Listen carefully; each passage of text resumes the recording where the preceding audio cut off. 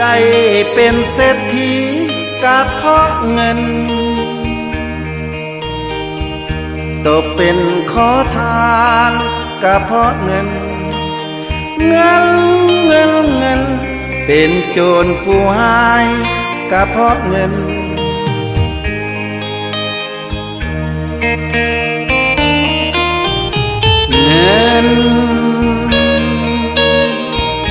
ตื่นออกจากบ้าน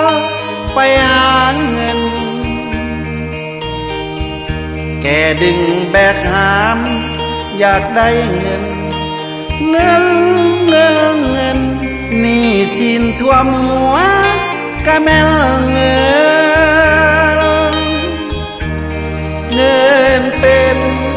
พระเจ้ามนุษย์ทั้งหลายเกิดฆ่ากันตายก็เพราะเงินหักกันสั่งกันก็เพราะเงินเป็นสุขก็เพราะเงินเป็นทุกข์ที่ตายก็เพราะเงิ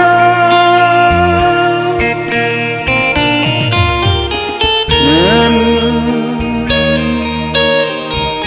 เกิดเป็นมนุษย์อยากได้เงิน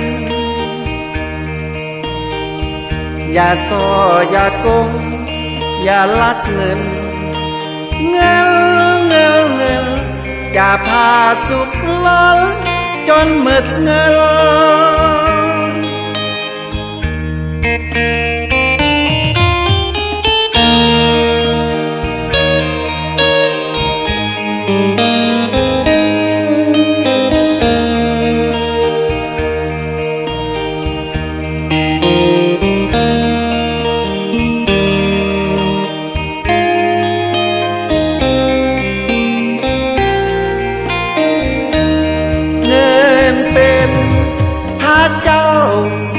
มนุษย์ทั้งหลาย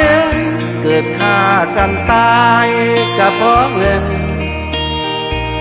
หักกันสั่งกันก็เพราะเงินเป็นสุขก็เพราะเงินเป็นทุกข์ที่ตายก็เพราะเงิ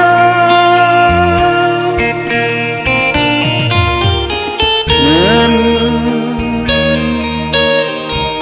เกิดเป็นมนุษย์อยากได้เงินอย่าซ่ออย่าโกงอย่าลักเงินจะพาสุขล้นจนหมดเงิน